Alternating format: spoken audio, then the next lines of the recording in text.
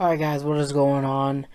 Not really going to go over the intro normally. This episode got a lot to talk about, I'd say, because I took a week off and there's been a lot of news. Well, not news like, oh yeah, this guy signed, I'm going to make a video on it. It's just been a lot of sports news, to be honest. Just stuff that I would like to talk about here tonight. So if you're wondering, if you're a subscriber who's like, where the hell have you been for the past week? If you're watching this and you watch my wrestling stuff, well, what happened was Monday night I had planned to do a review. I said on my Twitter I was ready, but I got sick. Like, crazy, so much puke sick.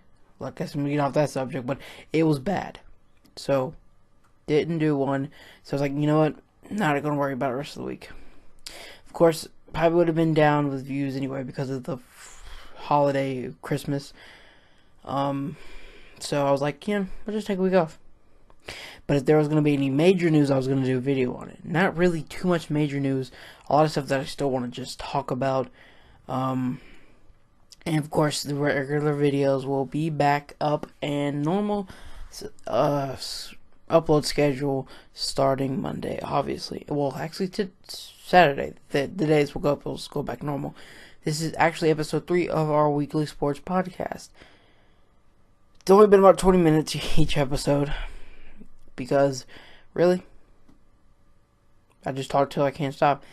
And get everything that I have ready to go. And I don't know, maybe this episode might be longer, maybe just not. But here we go with the stuff that happened, I guess you could say.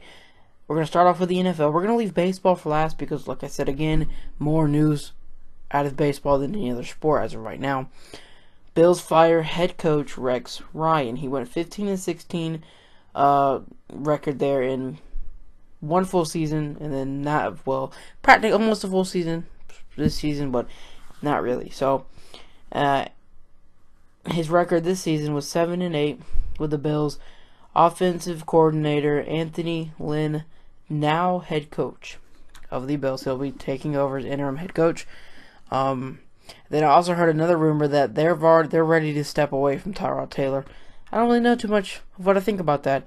I thought he's had a pretty good run there, but hey, Bills fans have not had great seasons to watch and get ready for a while now, and I think they need to start turning it around for the fans, I guess you could say. Basketball. Man, I want to talk about some basketball. The Christmas special edition of basketball was outstanding.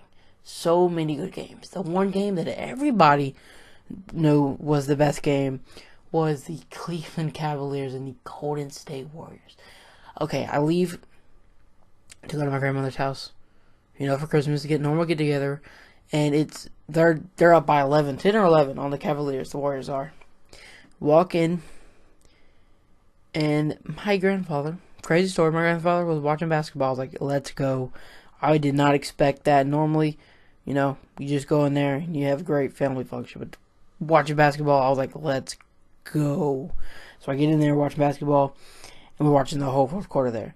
And then when it gets down to the final couple minutes, Cavaliers are storming back. When Kyrie hit that buzzer beater, man, I almost went crazy because family function, kept it in, but man, was I happy because I am not a Warriors fan. So that was good stuff.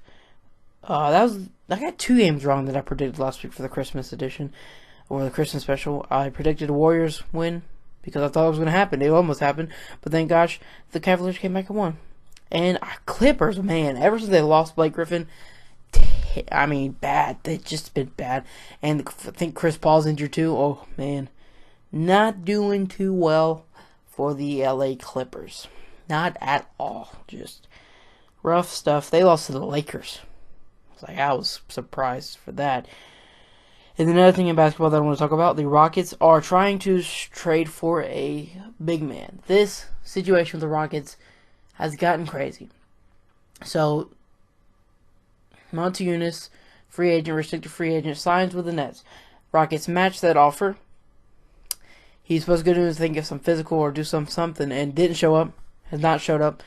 So they just dropped the whole contract, I guess you could say. That's what I saw. But then Clint Capella gets injured. Man, tough spot they're in. They've gotten an A and Marto Harrell. I can't say his first name ever, but they got Harrell from Louisville. It's pretty good. He had 29 points as of I'm recording this. I think, yeah, that's career. 29 points.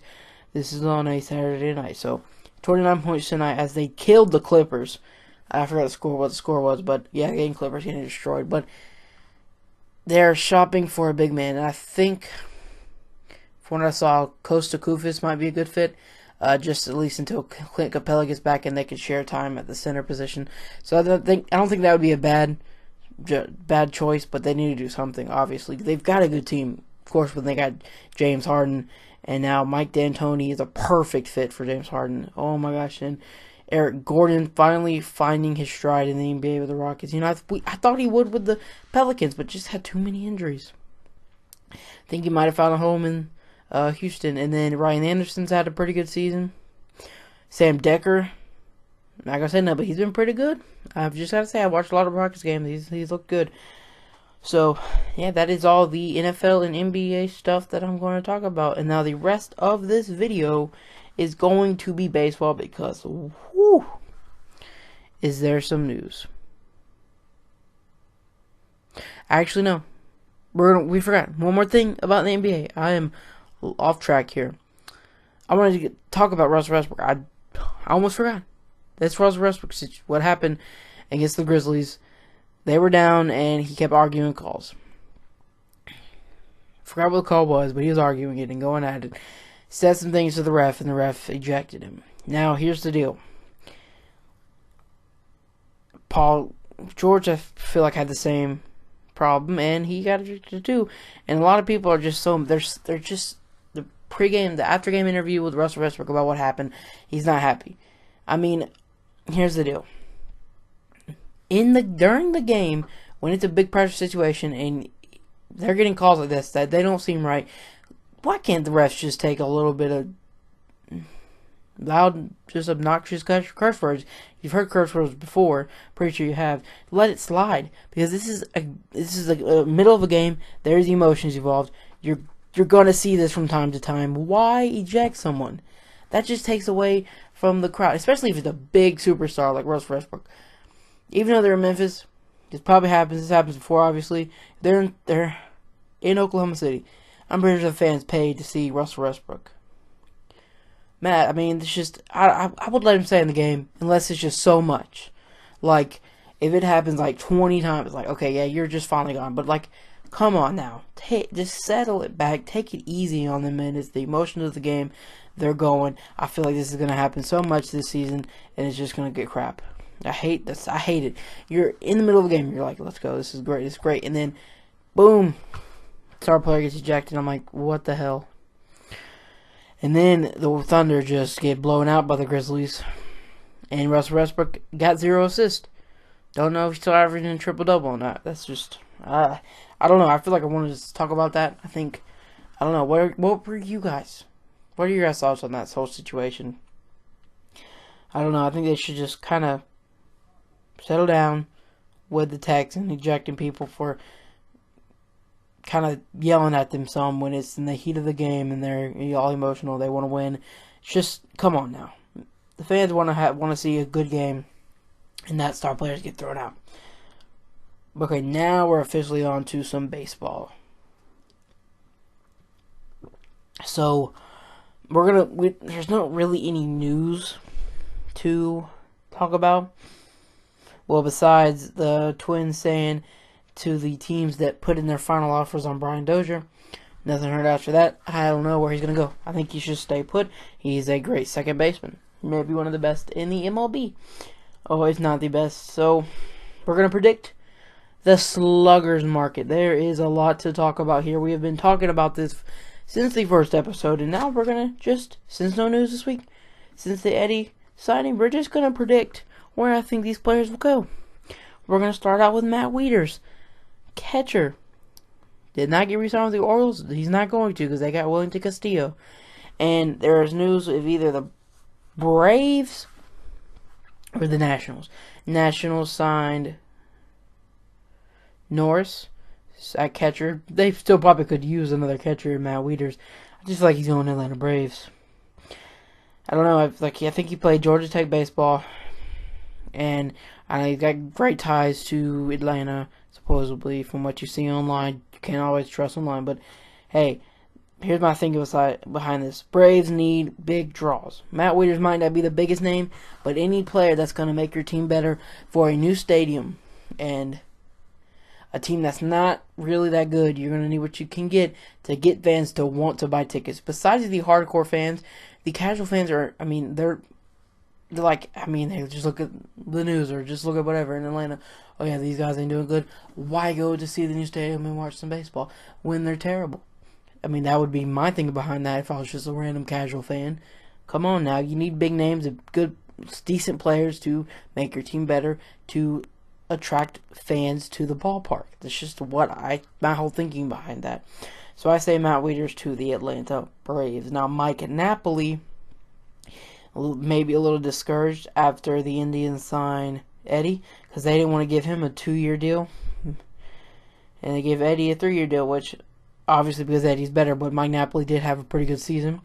I say he goes to the Texas Rangers. Texas Rangers have been in a lot of free agents. They were in on Eddie. I think they were talks with Mitch Moreland. Both gone. They need a first baseman, and I think it's going to be Mike Napoli. I think he would fit great in Texas. That ballpark will do him well. So, yeah, Mike Napoli to the Rangers. Now, Mark Trumbo is a case where I just don't know. I do not know where he's going to land. That is one that I'm just confused as hell on. So here it is. Just everything I want to talk about, the Mark Trumbo situation. Best season, 47 home runs. But can he continue that? Who the hell knows? Not great in an outfield. If you're signing him for an outfield position spot, are you dumb? Because he should not be an outfielder. He's a bit of an outcast in the outfield. He needs to be a first baseman. That's where he should be. That's where his power suits him for. His defense obviously not that good, so you want to put him at first base, or maybe just put him at DH. So just do something, because Mark Trumbo has the upside. If he can hit just at least 40 home runs for a team, that's something that the team should be looking forward to. If I would have to just take a wild guess, I'd say Colorado. Just because, why would you want to waste Ian Desmond's athletic ability at first base when you could have Ian Desmond? You're going to have to trade one of the outfielders, but you got a lot of them. Come on now. Put Ian Desmond out there with either a combination of Gonzalez, Dahl, and Ian Desmond. I don't think they're going to trade Dahl at all. Blackman, Dahl, and Ian Desmond. So, I don't know. I don't think they're going to trade Dahl. It's going to be either Gonzalez or Charlie Blackman. So, Trumbo, I'd take a wild guess and just say Colorado. So, Jose Bautista, Toronto Blue Jays. This just, no one's really in on him. He's getting up there. He's got that qualifying offer, not one of many teams. There's that new CBA stuff has really gone into effect. Really, we give up a first-round guy who's close to 40, who had a down year last year. To me, I would take a chance on him. That's just because he's my favorite player of all time. That's just me. But, come on now. The dude's had an outstanding seasons with Toronto Blue Jays. How can you just say, oh yeah, he's not worth it? The only reason they're discouraged is the first-round draft pick, and maybe not so much the age, because really, guys, I think he could hit close to 30 still. He had a down year last year. He was injured some, and he got walked a lot, obviously. You're going to like that on-base percentage. So, I say Toronto Blue Jays, just re-sign Jose Bautista. They've not offered him a formal contract, but they have been in talks. That's the only team that's really been in talks with Jose Bautista. So, looks like, I think they're going to pick him up either on a 1 or 2 year deal. So we're going to look at the lineup. Because people are just going to say, oh, they lost Eddie, they're going to be the worst team. Are you crazy? Are you people crazy? listen to this lineup. It could go either way. I'm just going to go from what I think. Devin Travis leading off. Josh Donaldson batting second. Jose Bautista batting third. Kendrys Morales fourth. Fifth, shortstop Troy Tulowitzki at the sixth spot. Catcher Russell Martin. First baseman for the seventh spot could either be Justin Smoke or Steve Pearce. Probably switch out throughout the season. And the eighth spot, left fielder Justin Upton or Ezequiel Carrera. Probably switch out a lot. Then ninth spot could either be Kevin Pillar or switch up the outfield some or put Devin Travis down. Jose Bautista did lead off a lot last season. There's a lot of different ways you can put this lineup, but that's not a bad lineup at all. I mean, Kendrys Morales had a down year last year because he was injured, but he was a big part of that Royals World Series. That stadium's going to help him out big time. Steve Pearce, he saw what he could do when he's healthy in Baltimore, so that's not bad. I mean, it's just going to be a solid year. Plus, their starting pitching is amazing last season. If it could be what it was last season, there's no way they're not contending for a spot in the wild card. That's just me. So, I mean, that's very right-handed heavy. Besides Morales and Smoke, we're switch hitters. We got Ezequiel Carrera, who's a lefty. That's it.